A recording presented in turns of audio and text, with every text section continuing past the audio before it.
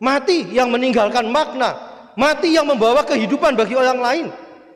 Sehingga nanti kalau pada saatnya mati, semoga saya berharap nanti kalau saya mati, lalu orang mengatakan, oh iya, kae pas zamannya urip pancen yo dadi berkat. Bahkan kematian kita pun mestinya menjadi berkat. Jangan sampai nanti kalau kita tiba saatnya kita mati, lalu orang lain mengatakan syukur kepada Allah, akhirnya mati juga. Tak teknik yang mati-mati sih akhirnya mati. Itu artinya kematian kita tanpa makna sebetulnya. Maka mari saudara sekalian kita berjuang, bukan hanya menyiapkan diri merenungkan sengsara Tuhan minggu depan, tapi kita juga berjuang supaya hidup kita hidup yang bermakna, membawa keselamatan, kebahagiaan bagi orang lain, tapi nanti mati pun kita juga mati yang bermakna, membawa keselamatan bagi orang lain. Caranya bagaimana?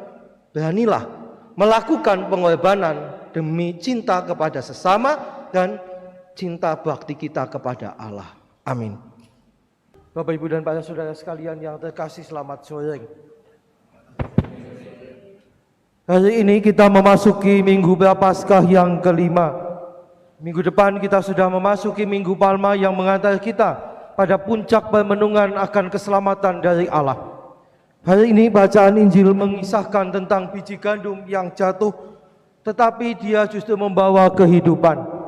Kita pun diajak untuk berjuang supaya hidup kita menjadi bermakna, bukan hanya ketika kita masih di dunia, tapi ketika kita sudah meninggalkan dunia ini, hidup kita menjadi hidup yang bermakna bagi sesama.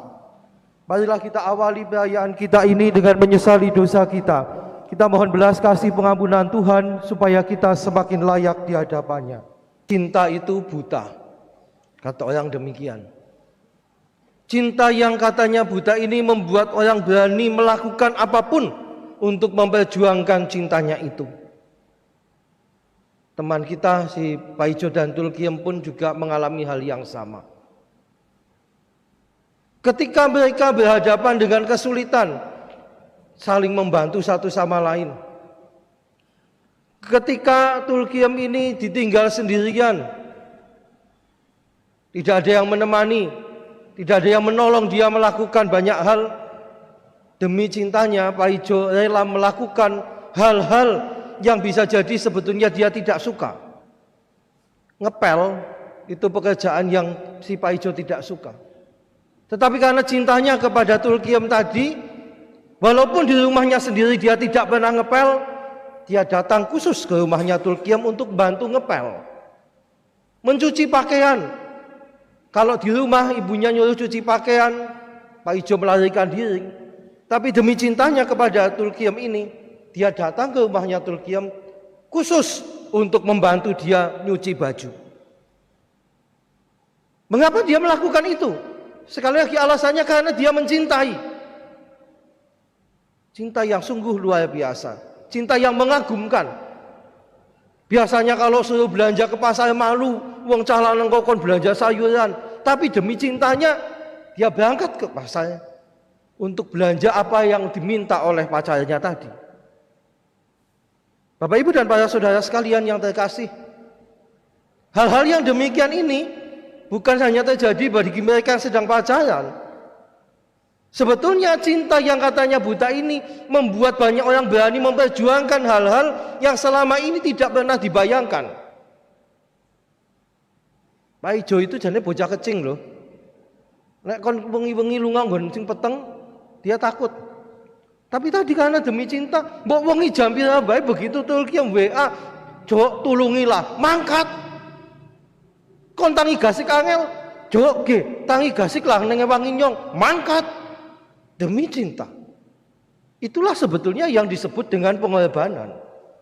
Paijo melakukan sesuatu yang sebetulnya dia sendiri tidak suka, tapi dia lakukan demi cintanya kepada Tulkiem. Di sisi lain, dulu Paijo itu senang ngerokok juga loh. Tapi Tulkiem mengatakan, aku kini nyedek mabuang ngerokok kok patuk ya, rasanya sesek temen ya. Tidak ada larangan kowe aja ngerokok, tidak ada. Tapi hanya dengan kata-kata tadi, nyong nek cedeken wong ngerokok kesesek ya, mandek. Padahal wong tuane bapak ibunya Paijo sudah ngelarang, tetap nekat ngerokok. Tapi Tulkiem hanya mengatakan sesek cedeke wong ngerokok, mandek. Ini kan kekuatan yang luar biasa yang membuat si Paijo berkorban juga, melakukan sesuatu yang tidak mau, yang tidak diingini, tapi dia lakukan juga demi cintanya. Saudara sekalian yang terkasih, pengorbanan selalu berkaitan dengan penderitaan. Tangi gasik itu mungkin penderitaan bagi Pak Ijo. Wengi-wengi lunga nggon sing peteng sing medeni itu penderitaan. Tetapi pengorbanan dan penderitaan ini dua hal yang saling berkaitan, yang tidak bisa dipisahkan. Dan dua-duanya ini adalah wujud cinta yang paling nyata.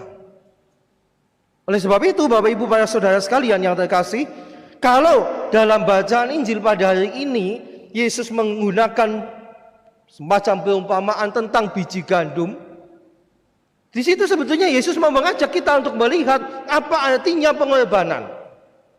Biji gandum kalau dia tidak mati, dia tinggal sebiji saja.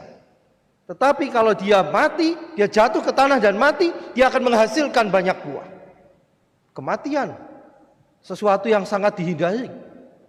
Siapa di antara kita yang dengan sukarela mati? Biasanya orang walaupun katanya siap mati, nek ditakoni siap mati, siap. Mati siki gelem, moh. Itu kan yang terjadi. Tetapi Yesus menunjukkan kepada kita apa artinya kematian yang bermakna, yaitu kematian sebagai wujud pengorbanan. Biji gandum mati, tapi dia menghasilkan banyak buah. Cinta Allah kepada kita mewujud dalam pengorbanan Yesus. Yesus itulah biji gandum yang mati menghasilkan banyak buah.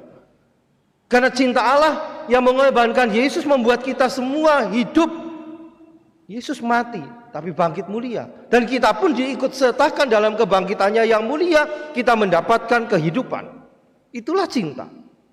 Cinta yang membuat Yesus berani berkorban untuk keselamatan kita.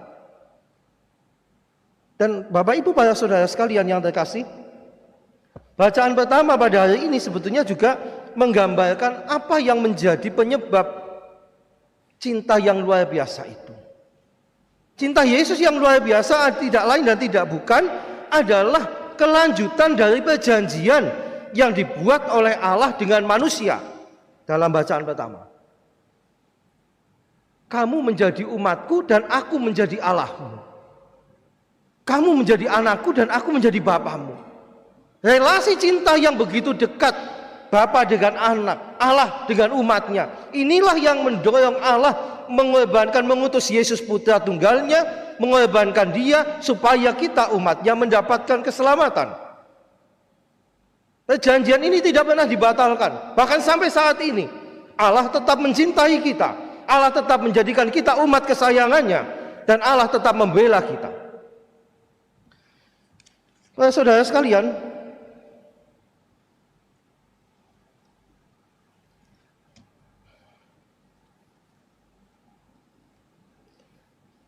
pengorbanan itu seringkali tidak mudah. Tadi dalam pengantar sebelum misa, di sana dikatakan kerelaan kita mengikuti protokol kesehatan itu merupakan wujud cinta kita, kasih kita kepada sesama. Saudara sekalian, kalau boleh milih saya tuh ya kepengennya nguculi iki. Dan betul-betul tersiksa.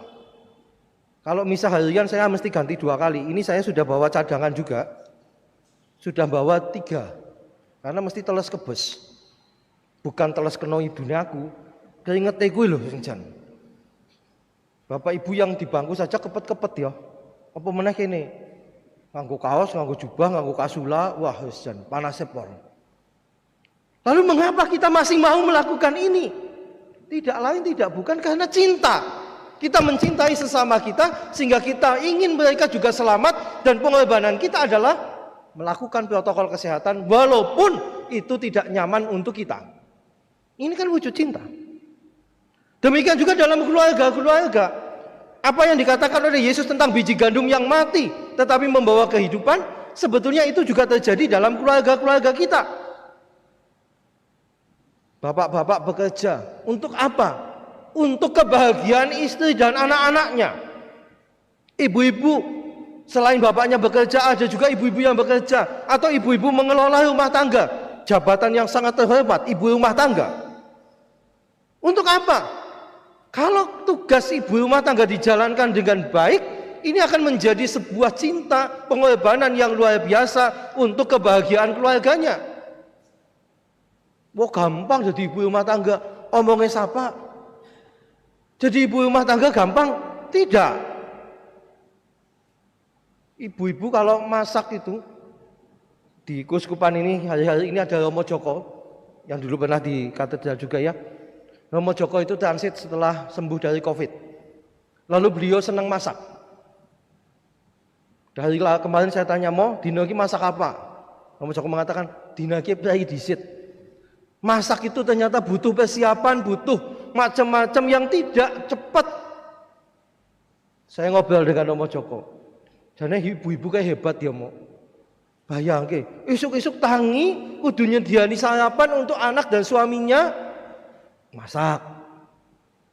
Awan masak maning. Bengi masak maning. Apalagi kalau ibu-ibu yang bekerja. Dulu saya ikut ngajar di SMA di Gombong. Teman-teman saya ibu-ibu semua. Jam 2 mereka pulang dari sekolah, pulang ke rumah harus masak lagi. Supaya nanti anak dan suaminya bisa makan. Belum masih mencuci, masih nyetrika dan macam-macam. Kenapa kok mau? Tidak lain tidak bukan, inilah pengorbanan seorang ibu demi keluarganya hidup bahagia. Bapak-bapak, wah saya kan juga bekerja keras, enak ibu-ibu di rumah nonton sinetron Ikatan Cinta. Lah ya sing dideleng aja mung Ikatan Cinta netok. Bisa jadi ibu-ibu nonton itu sambil masak. Mulanya kadang kala masakannya kasinan dan sebagainya karena nonton sinetron disambi. Tetapi yakinlah bahwa ibu-ibu berjuang tidak kalah susahnya, tidak kalah beratnya dengan bapak-bapak yang mencari nafkah untuk keluarganya. Inilah pengorbanan. Maka di dalam keluarga, gambaran biji gandum yang jatuh mati menghasilkan banyak buah sebetulnya dengan mudah kita temukan. Baik dalam diri para bapak, suami, para ibu, istri maupun juga anak-anak. Anak-anak harus berani juga berkorban untuk kebahagiaan keluarga. Anak-anak mungkin belum cari duit, tetapi bagaimana mereka menggunakan uang yang ada, sarana yang ada dengan sebaik-baiknya, tidak melakukan pemborosan. Ini pengorbanan untuk kebahagiaan keluarga.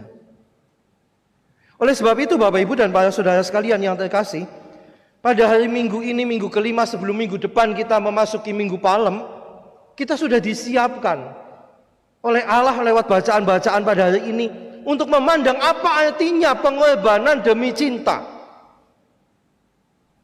Minggu Palem kita mengistilahkan sebagai Minggu Sengsara Tuhan. Bagaimana kita diajak memandang sengsara Tuhan yang nanti kita renungkan di Minggu Palma itu sebagai wujud cinta Allah kepada kita. Bagaimana kita memandang sengsara Tuhan ini sebagai pelunasan perjanjian Allah dengan manusia, bahwa Allah mau tetap mencintai kita. Saudara sekalian yang terkasih, kalau tadi Pak Ijo demi cintanya kepada Turki melakukan banyak hal yang tidak disukainya, bisa jadi kita pun sama.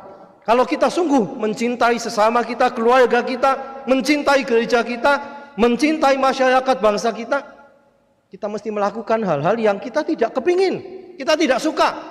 Tapi mari kita memberanikan diri melakukan itu demi cinta kita kepada sesama, demi cinta kita kepada Allah, demi kebaikan bersama, demi keluarga kita, demi bangsa negara gereja kita. Itulah sebetulnya pengorbanan. Dengan demikian, walaupun biji gandum tadi jatuh dan mati, tapi dia mati untuk sesuatu yang membawa makna, yang membawa kehidupan bagi yang lain. Pada saatnya kita juga akan mati loh. Saat ini kita masih berjuang supaya nanti kalau saatnya kita mati, kematian kita pun juga kematian biji gandum. Mati yang meninggalkan makna, mati yang membawa kehidupan bagi orang lain. Sehingga nanti kalau pada saatnya mati, semoga saya berharap nanti kalau saya mati, lalu orang mengatakan, oh iya kae pas zamannya urip pancen yo dadi berkat. Bahkan kematian kita pun mestinya menjadi berkat. Jangan sampai nanti kalau kita tiba saatnya kita mati, lalu orang lain mengatakan syukur kepada Allah, akhirnya mati juga. Tak nenteh ini yang mati-mati sih akhirnya mati. Itu artinya kematian kita tanpa makna sebetulnya. Maka mari saudara sekalian kita berjuang Bukan hanya menyiapkan diri merenungkan sengsara Tuhan minggu depan, tapi kita juga berjuang supaya hidup kita hidup yang bermakna, membawa keselamatan, kebahagiaan bagi orang lain, tapi nanti mati pun kita juga mati yang bermakna, membawa keselamatan bagi orang lain. Caranya bagaimana? Beranilah melakukan pengorbanan demi cinta kepada sesama dan cinta bakti kita kepada Allah. Amin. Kami mengucapkan terima kasih kepada Romo Seko Swandi yang telah memimpin perayaan Ekaristi dan kepada seluruh petugas liturgi dalam perayaan Ekaristi ini. Ada banyak sekali pengumuman, mumet.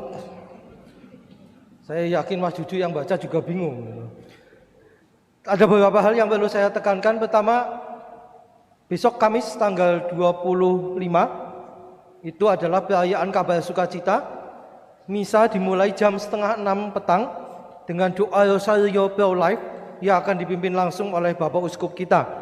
Ini disiarkan ke seluruh Indonesia karena Bapak Uskup sebagai Ketua Komisi Keluarga KWI. Oleh sebab itu mohon dukungan dan kehadiran seluruh umat. Jangan sampai ditayangkan kemana-mana malah umat Purwokerto pada melu. Kan di sini-sini lah ya. Lalu yang kedua, Minggu Palma. Misa Sabtu ada, Minggu pagi jam 6, jam 8, dan jam 5 petang biasa. Paleme nggawa dewek-dewek. Jadi tidak usah mencari di sini. Ya sini pasti ada pohon palem tapi aja dibabati nganti gundul. Bawa seperlunya. Saya mau pakai berapa? Ya aja sing cilik banget lah ya, wong kadangkala Minggu palem emang semene. Hosana bualah lah. Aduh, mbok mandan pengorbanan mandan gede sitik, tapi aja gede banget. Kenapa? Habis dipakai kan nanti dibawa pulang. Nek gedene sebelah kelapa mesti dibuang kok. Maka seperlunya saja silakan bawa minggu depan. Inilah bentuk pengorbanan kita juga. Angel golek tek lojone sapa. Gampang golek godhong palem siki. Mulai saja cari tapi tidak usah semuanya dibabat. Ini catatan saya. Akhirnya terima kasih atas kebersamaan dan doa-doa kita.